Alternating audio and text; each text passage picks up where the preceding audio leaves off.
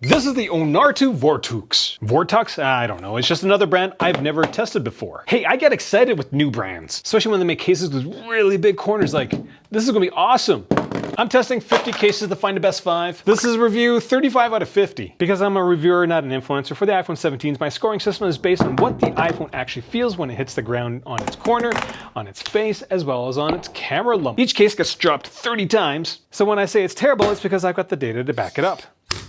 So this case is basically the equivalent of a bouncy ball for your iPhone. It's a silicone case, so the pocket pulling power when you pull stuff out of your pocket is very, very strong. The corners on this case are extremely large and extremely squishy. Ornarto added a spiral design on the back of the case, and it's ridged as well, which is kind of neat. iPhone sits on a bed of microfiber that extends all around the edges. And like the MOV case, there is a little cavity down here, so the back thickness isn't completely uniform. This case is going to increase the weight of your iPhone by about 49 grams, which is basically 50. And bulk-wise, it's going to make it feel 64% bigger, which is average. When it comes to grip, because it's a silicone case, it's super grippy.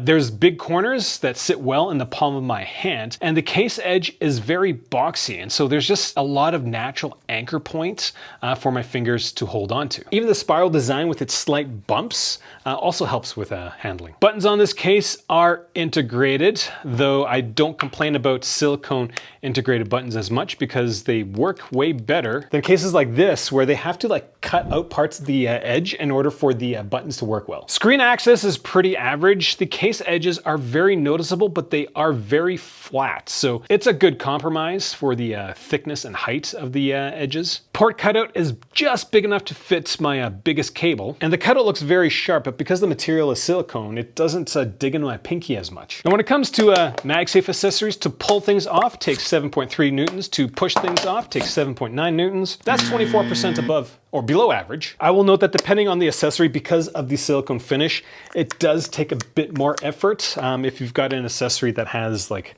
some sort of adhesive or like soft rubber coating on the back. Now in terms of protective design, the corners of this case are 5 millimeters thick. That is massive.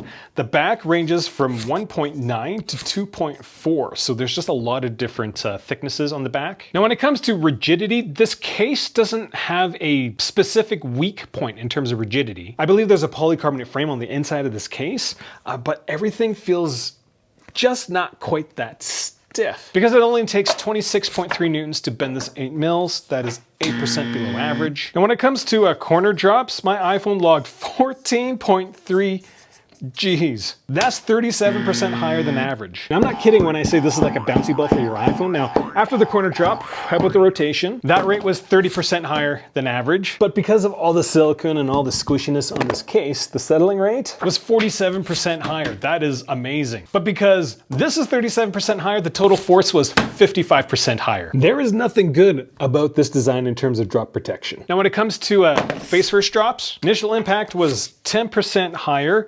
The settling rate was 45% slower, which is crazy to see. But the total force was 16% below average. Now this all makes sense when I tell you about the next metric, which is the settling time, which I don't usually show. But when you do that to this iPhone in this case, it just dies, right? And so all these numbers look very terrible, but the amount of the time under a drop is very, very short with this case. Now for the camera lump, Ornarto has a massive TPU lip. Like it is so thick. Watch it bounce! Initial impact was 60% higher, total force was 60% higher, and the settling rate was 28% better. Again, don't have a bouncy ball as a case for your iPhone. So would I get this product if I wasn't a reviewer? The short answer is no. It is absolutely terrible in terms of drop protection. Like it is crazy to see that cases with a super squishy silicone material, yeah.